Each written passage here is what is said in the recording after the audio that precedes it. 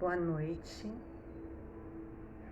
Estamos novamente reunidos, agora sim, no primeira quarta-feira de setembro, em que permanecemos nessa segurança das forças superiores da vida a nos amparar e nós, por nossa vez, nos elevamos em busca dessas forças superiores através daquele Espírito amoroso de Deus que permanece dentro de nós, conforme o livro Boa Nova falava, e que alguns podem chamar de Espírito Santo. Então, assim como uma amiga acabou de falar, que o Espírito Santo nos ilumine, é nessa sintonia de deixar manifestar em nós o Espírito amoroso de Deus, que nós vamos iniciar as reflexões da noite, com o afã de expandir a nossa consciência. E eu consegui, essa semana, depois de tanto falar em expansão de consciência, através de algumas reflexões e de algumas leituras, fazer uma definição para mim mesma, da qual quero compartilhar com vocês. O que seria expansão de consciência? Expandir a consciência. É um processo que leva a controlar as leis que regem o seu corpo de expressão no nível em que está. Vou dar mais ou menos um exemplo, como eu gosto de dar, prático do dia a dia. Expansão de consciência, então, leva-nos através de exercícios, de buscas, de orações, de meditações, de aplicar aquilo que já conhecemos, de sentir que existem coisas que não dá para celebrar e tem que ser no mistério mesmo, no sentir, que isso se chama fé. Então é um processo cheio de ferramentas que nos leva a controlar as leis que regem o nosso corpo de expressão no nível que estamos. Por exemplo, a grande maioria da humanidade da Terra só se manifesta através do corpo físico. Expandir a consciência é levar o ser, através dessas ferramentas que eu falei, a controlar esse corpo de expressão. Por exemplo, se é um glutão, ele vai com um processo de expansão de consciência, meditação, prece, conhecimento, sentir, aplicar, vivenciar o que aprende, ele vai usar de mecanismos para que a alimentação não leve ele a um caso mórbido. Deu uma ideia? Vou dar outra. Quando a gente já adquire um controle das leis que regem o nosso corpo de expressão no nível que nós estamos, quando a gente adquiriu um nível que já não tem mais, vamos dizer assim, os 7 pecados capitais, luxúria, comer demais, aí a gente passa então a controlar outros corpos de expressão. Por exemplo, o corpo mental, que segundo Emmanuel é o mais difícil de ser modelado, porque ele se apresenta como um aço inoxidável. E aí o corpo mental, que é uma estrutura mais rígida, quando avançamos no processo de expansão de consciência, nós conseguiremos controlar as leis que regem esse corpo de expressão. Então são aqueles mais disciplinados, que conseguem, nem que for de vez em quando, uma meditação em que atinge uma frequência maior, que pode somatizar no corpo físico em forma de vibração, ou simplesmente num estado de alma que faz que não se queira fazer nada, permanecer num silêncio num domingo à tarde. Deu uma ideia do que é a ampliação de consciência? Ou expansão de consciência. E como consequência disso, O grande ganho é o fato que a gente se torna um prolongamento das energias criadoras. Porque existe um fluxo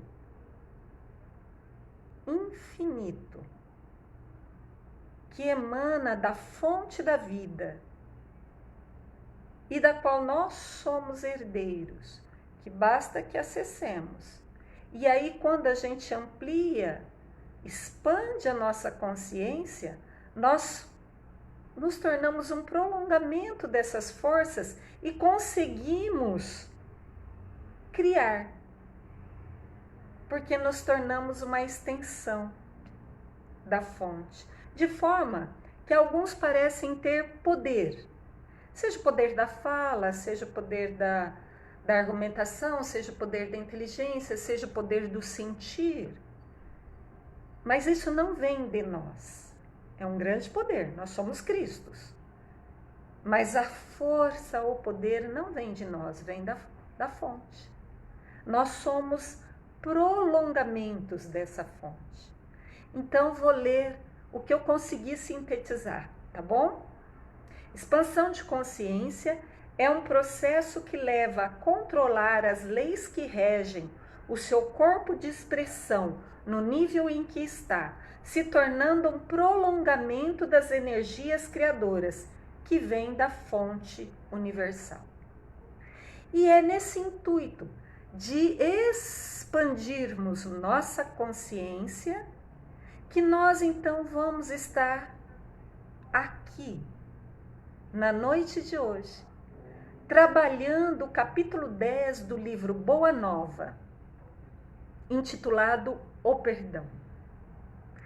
Como nós trabalhamos na segunda-feira, é o fulcro gerador das inúmeras marcas mentais que nós trazemos, das nossas experiências evolutivas, por não conseguirmos, em primeiro lugar, perdoar a nós mesmos, porque nos afastamos da fonte divina.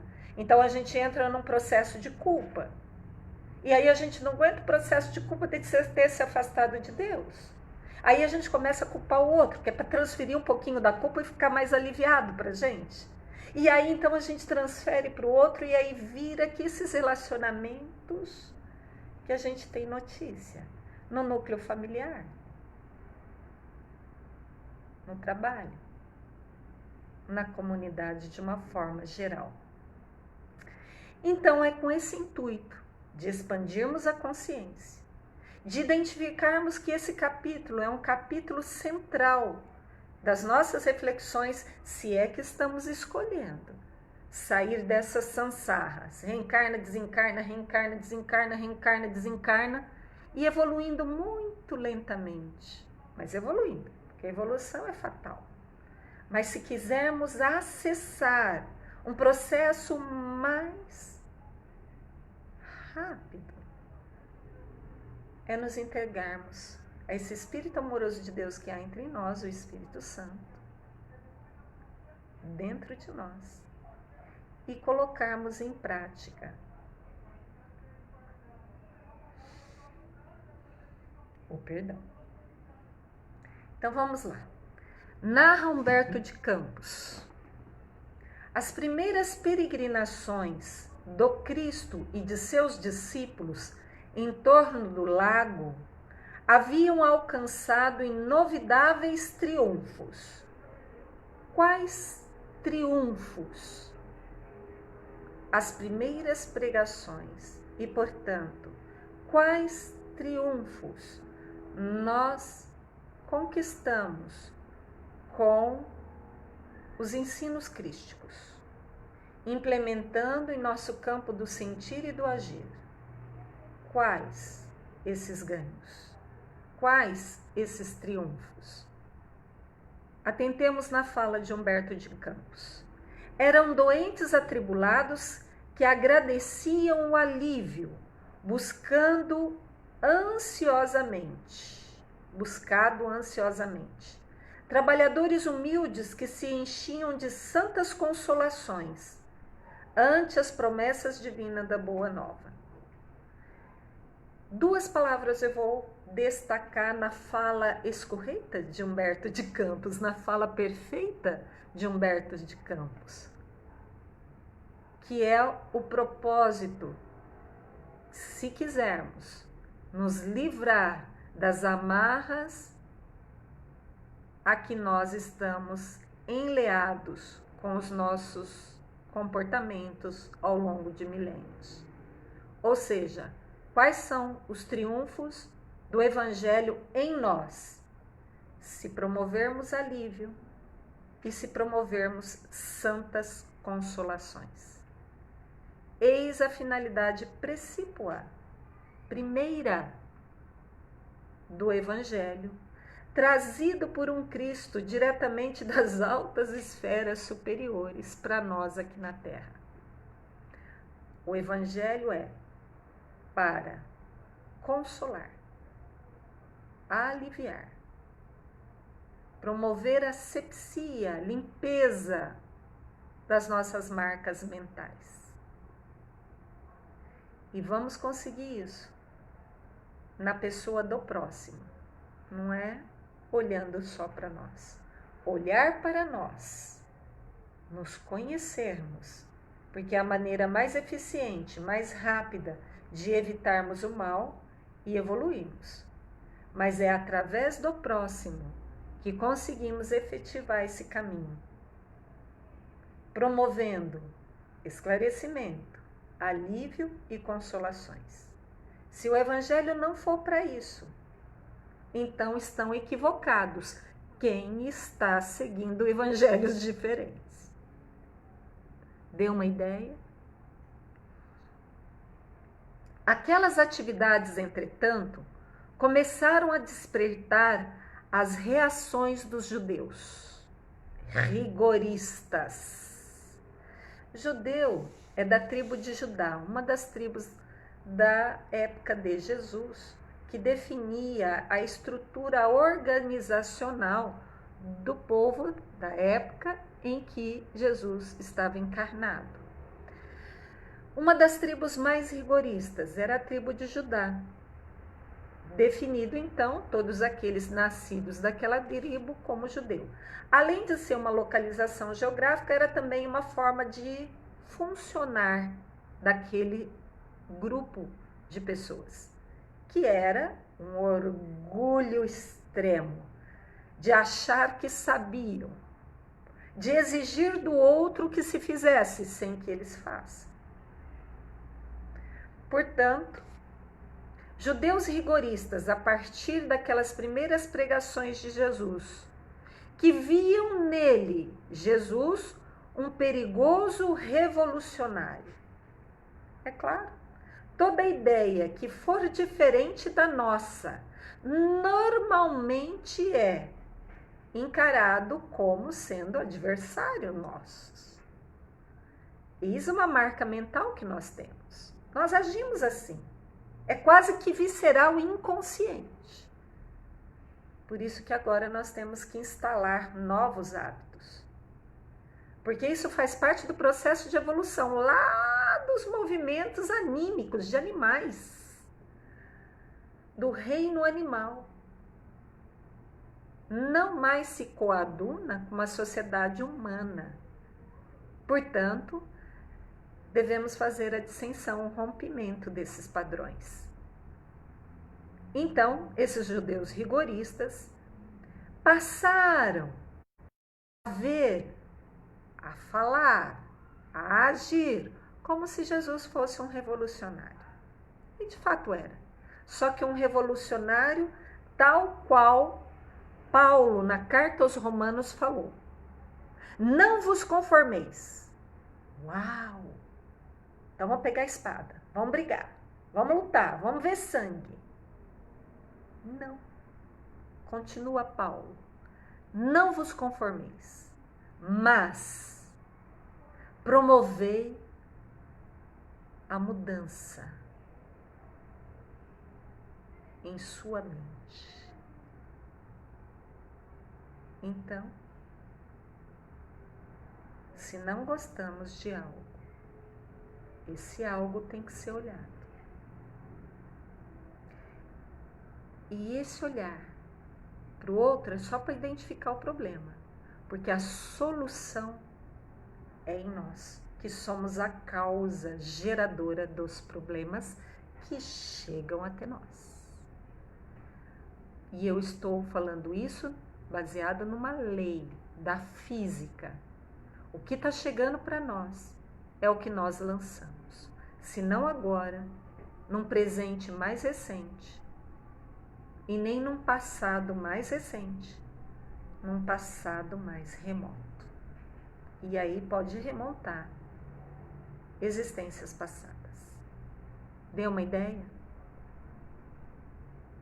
Continua Humberto de Campos. O amor que o profeta Nazareno pregava vinha quebrar antigos princípios da lei judaica. Que princípios da lei judaica que Jesus divergiu? Por exemplo, a lei de Talião. Não é com a espada que seremos feridos porque ferimos alguém. E ele então nos traz Jesus, substituindo a lei de Talião, a lei de ação e reação. Seremos herdeiro da construção que fizermos.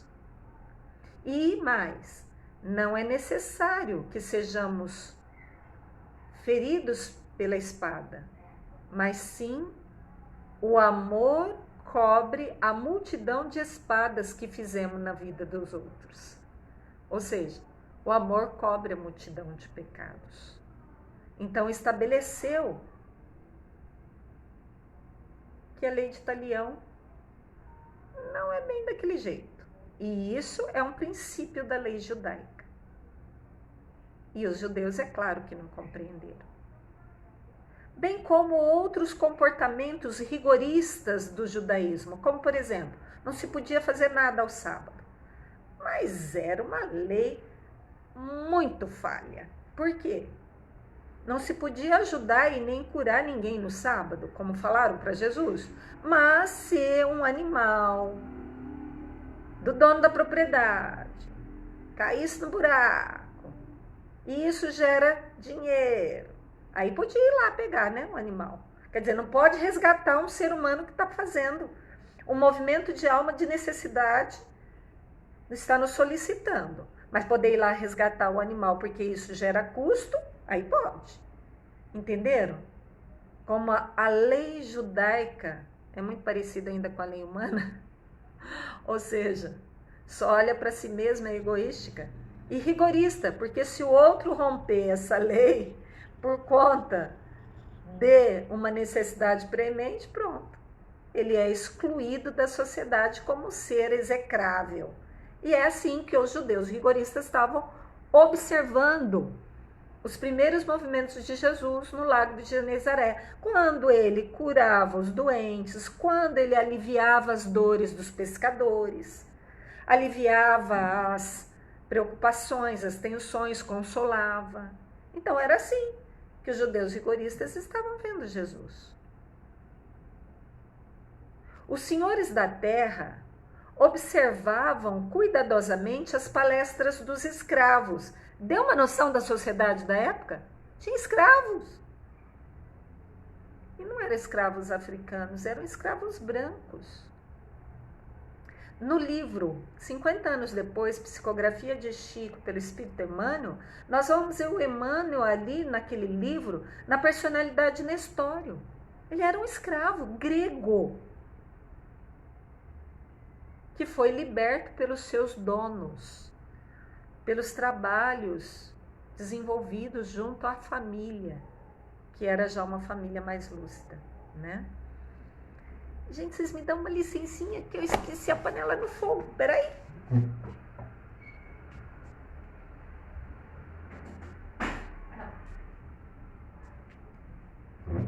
Desculpem, não fui eu não, é que tô sentindo cheirinho de coisas queimadas, mas não é eu, é o vizinho. Bom, continuando, desculpe a interrupção.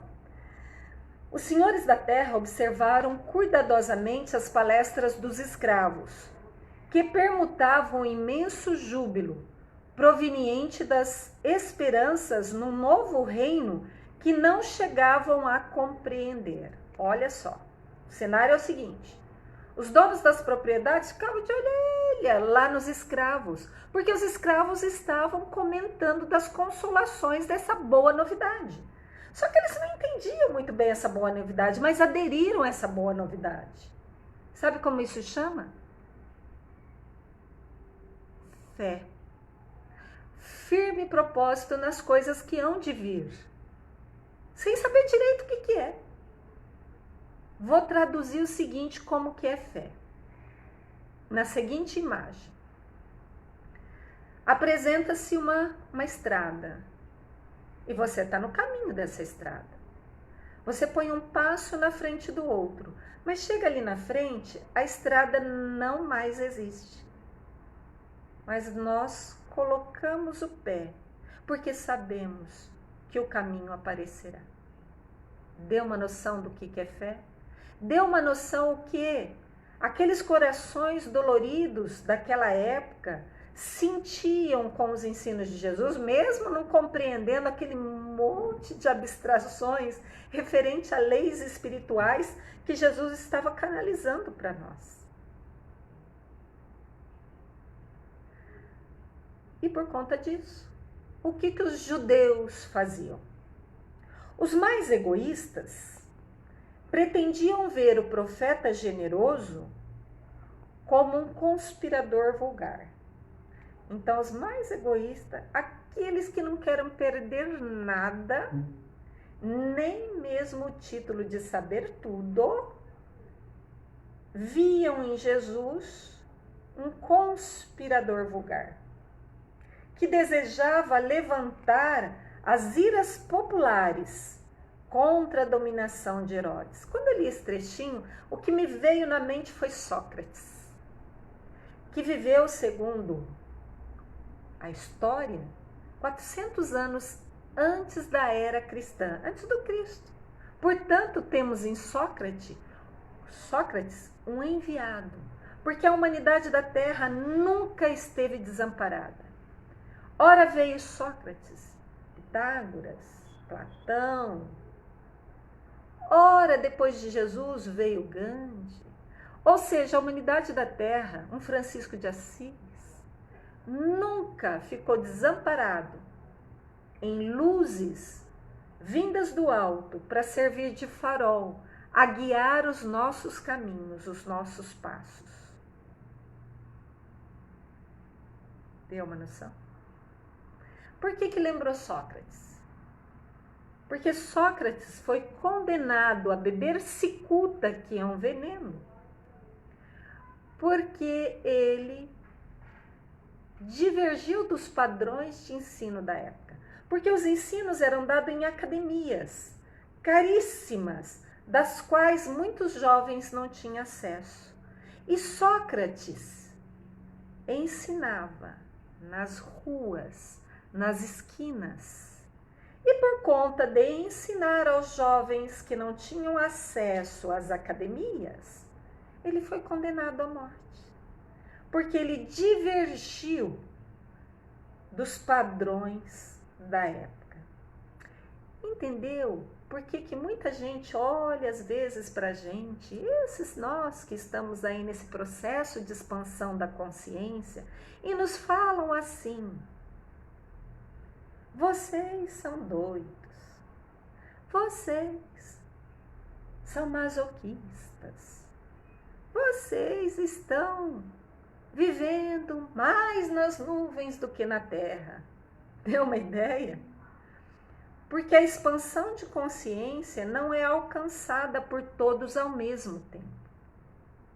A expansão de consciência, que é um processo que leva a controlar as leis que regem os corpos de expressão a que estamos inseridos nesse momento, não é atingido por todos ao mesmo tempo. Por isso que alguns conseguem leveza, enquanto outros ainda não. E tá tudo certo, porque cada um tem um tempo. Nem o alto rompe com as leis estabelecidas para se implantar forçosamente o belo e harmonioso na Terra. Porque existem leis que regem. E quando a gente acessa essas leis, isso é expandir consciência. E mais ainda, além de acessar essas leis no conhecer, mas aplicá-las ao seu favor, isso é expansão de consciência. E aí nós estaremos contribuindo para que não aconteça isso que foi acontecido aqui com Jesus. Ele foi tido, então, tal qual Sócrates, como um mero feiticeiro incomum. É a fala de Humberto de Campos, está aqui, ó. Outros presumiam na figura do Mestre Jesus um feiticeiro incomum, que era preciso evitar. Aí me fez lembrar um ditado popular que diz assim: quem tem um olho é rei. Então Jesus, que sabia, porque a expansão de consciência de Jesus não era. Na época era, agora já está maior, porque ele também continua evoluindo. Já era grandioso, portanto ele já controlava leis que regem a matéria, por isso que ele curava, por isso que ele desaparecia e reaparecia. Porque a expansão de consciência dele era tão grandiosa que ele controlava leis que vêm do alto.